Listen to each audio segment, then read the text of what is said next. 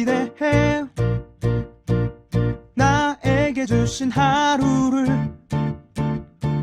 때론 피곤하고 일어나기 싫고 널 깨우는 알람 소리에 짜증도 나겠지만. 안녕하세요. 오늘도 푸른 말씀 임세휘 목사입니다. 반갑습니다. 주무시지 않고 나를 지키셨네. 오늘을 나에게 주셨네. 새 말씀 안에 주가 주신 사랑과 은혜와 능. 오늘 하나님께서 우리에게 주신 말씀은 데살로니가 후서 1장 1절부터 7절까지의 말씀입니다. 바울과 실로아느와 디모데는 하나님 우리 아버지와 주 예수 그리스도 안에 있는 데살로니가인의 교회에 편지하노니 하나님 아버지와 주 예수 그리스도로부터 은혜와 평강이 너희에게 있을지어다. 형제들아, 우리가 너희를 위하여 항상 하나님께 감사할지니 이것이 당연함은 너희의 믿음이 더욱 자라고 너희가 다 각기 사랑함이 풍성함이니, 그러므로 너희가 견디고 있는 모든 박해와 환난 중에서 너희 인내와 믿음으로 말미암아 하나님의 여러 교회에서 우리가 친히 자랑하노라. 이는 하나님의 공의로운 심판의 표요 너희로 하여금 하나님 나라에 합당한 자로 여김을 받게 하려 함이니, 그 나라를 위하여 너희가 또한 고난을 받느니라. 너희로 환난을 받게 하는 자들에게는 환난으로 갚으시고 환난을 받는 너희에게는 우리와 함께 안식으로 갚으시는 것이 하나님의 공이시니, 주 예수께서 자기의 능력의 천사들과 함께 하늘로부터 불꽃 가운데 나타나실 때에 하나님을 모르는 자들과 우리 주 예수의 복음을 복종하지 않는 자들에게 형벌을 내리시리니. 아멘. 데살로니가 교회 성도들의 상황은 다른 어떤 초대교회보다 더욱더 극심한 박해와 고난의 연속이었습니다. 사도행전 17장에 보면 바울과 실라가 데살로니가에서 복음을 증거하는 일이 나옵니다. 많은 사람들이 회심했습니다. 그런데 이것을 못마땅하게 여기는 사람들이 있었습니다. 바로 데살로니가에 있는 유대인들이었습니다. 얼마나 이 사람들이 거친 사람이었는지 불량배들을 동원하고 깡패들을 동원해가지고 이 바울과 실라가 도무지 더 이상 복음 사역을 이어나가지 못할 정도로 괴롭히고 핍박을 하는 거예요. 안 되겠다. 철수를 하고 데살로니가에서 서쪽으로 약 80km 떨어진 베레아라는 지역에서 전도를 합니다. 그런데 놀라운 것이 이 유대인들이요, 거기까지 쫓아와서 바울의 복음 사역을 회방 놓는 거예요. 이런 사람들이, 이런 유대인들이 데살로니가에 있던 유대인들이었어요. 그러니까 얼마나 극심한, 얼마나 핍박이 심했겠습니까?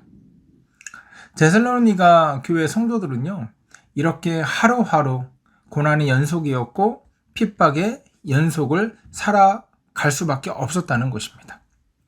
그런데 오늘 바울이요, 이 데살로니가 교회 성도들을 칭찬합니다.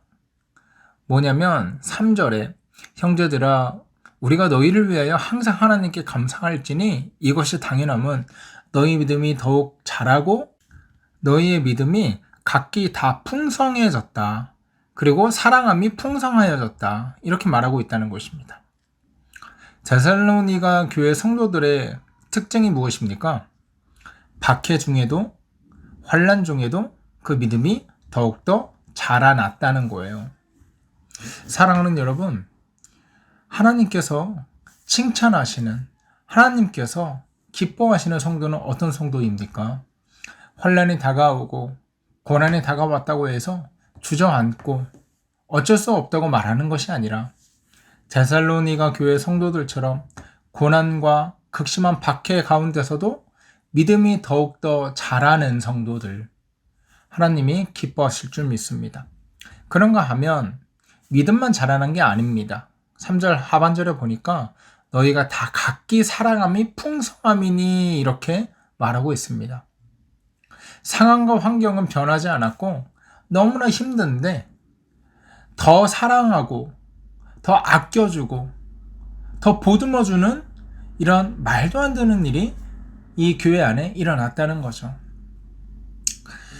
건강한 교회는요, 어떤 문제가 생겼을 때 서로 하나가 돼서 서로 아껴주고 서로 채워주고 서로 위로해줍니다.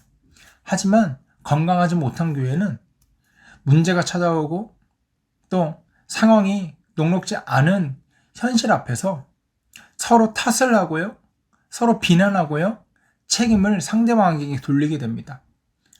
데살로니가 교회 성도들은 그리하지 않았다는 거죠. 믿음도 자라났고 사랑도 더욱더 풍성해졌다는 거예요.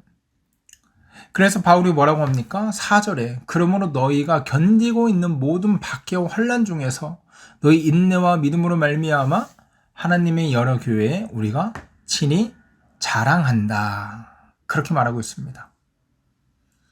박해가, 고난이, 문제가, 어려움이 없어서 이들이 믿음이 성장하고 이들이 믿음이 더욱더 수준이 있어지고 이들의 사랑이 더욱더 깊어졌던 것이 아닙니다. 죽을 것 같이 힘든 상황 속에서도 믿음은 더욱더 깊어졌고 사랑은 더욱더 풍성하여졌다는 것입니다. 여러분, 우리 옛날 속담에 곡간에서 인심난다 이런 속담이 있지 않습니까? 내가 뭔가 좀 여유가 생길 때, 내가 무언가 좀 배부를 때 남을 돌아볼 여유가 생긴다는 말 아닙니까? 여러분, 이것이 사람이잖아요? 그런데 이들은 그렇지가 않았다는 거죠. 나도 힘들어 죽겠는데 지체의 어려움을 먼저 살펴봤고, 나도 죽을 것 같이 힘든 상황 가운데 있는데 다른 이의 아픔을 먼저 품어줄 수 있는 예수님 닮은 성도들이 데살로니가 교회 성도들이었다고 이야기하고 있는 것입니다. 그런데 이런 고난과 박해 속에서 끝까지 믿음을 지키면서 믿음의 싸움을 계속하고 있는 이 성도들에게 바울이 뭐라고 하는가 한번 보십시오. 7절에 이렇게 말하고 있습니다. 환난을 받는 너희에게는 우리와 함께 안식으로 갚으실 것이다. 그것이 하나님의 공의이다. 이렇게 얘기하고 있어요. 여러분, 고난과 환난 중에 수고하고 하루하루 믿음을 지키며 버티는 이들에게 이것보다 더 큰 위로가 어디 있겠습니까? 환난을 받는 너희에게 우리와 함께 안식으로 갚아주실 것이다. 너희가 그렇게 지금 죽을 것 같고 힘들고 고통 속에 몸부림치고 있지만 내가 너희를 반드시 평안하게 할 것이다. 내가 너희를 반드시 안식하게 할 것이다. 세상에 줄 수도 없고 세상에 너희에게 선물할 수도 없는 그 안식을 내가 너희에게 허락할 것이다. 오늘 사도 바울의 권면인 것입니다. 사랑하는 여러분, 하나님이 우리에게 허락하시는 안식은요, 우리가 돈이 많아지고 우리가 모든 문제가 해결되고 우리의 가정에 산적해 있던 문제들이 한 방에 해결돼서 그때 안식이 찾아오는 것이 아닙니다. 비록 고난과 박해 가운데, 어려움 가운데, 문제 가운데 하루하루 죽을 것 같이 살아감에도 불구하고 예수 그리스도를 붙들고 살아가기 때문에 그 삶이, 그 인생이 평안한 것. 상황은 너무나 혼동스럽고 시끄럽고 나아질 기미가 보이지 않지만 내 마음에 예수 그리스도 모심으로 말미암아, 예수 그리스도 굳게 붙들므로 말미암아 그 상황과 환경이 나의 결론이 되지 않는 것, 나의 결론은 그런 고난과 핍박에도 불구하고 예수를 끝까지 바라보는 것, 예수님께서 주시는 평안, 예수님께서 주시는 은혜, 예수님께서 주시는 안식, 이것이 결론이 되게 하는 것, 이것이 예수 그리스도를 굳게 붙들고 살아가는 성도들에게 부어주시는 하나님의 은혜인 것입니다. 사랑하는 여러분, 이제 말씀을 마칩니다. 상황과 환경이 여유로워져서 우리가 행복을 누릴 수 있는 것이 아닙니다. 여전히 우리의 인생에는 울을 일도 많고 속상할 일도 많지만 그럼에도 불구하고 우리를 떠나지 않고 우리를 눈동자같이 바라보시는 예수 그리스도가 있기에 우리가 이 험난한 세상 살아갈 수 있는 줄 압니다.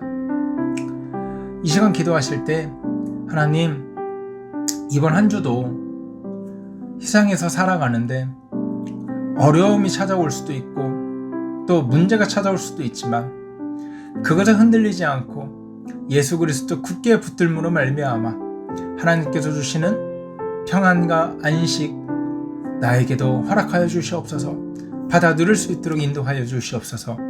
그렇게 기도하고요, 오늘 하루 이번 한 주 힘차게 시작하는 저와 여러분 되기를 주의 이름으로 소원합니다. 함께 기도하겠습니다.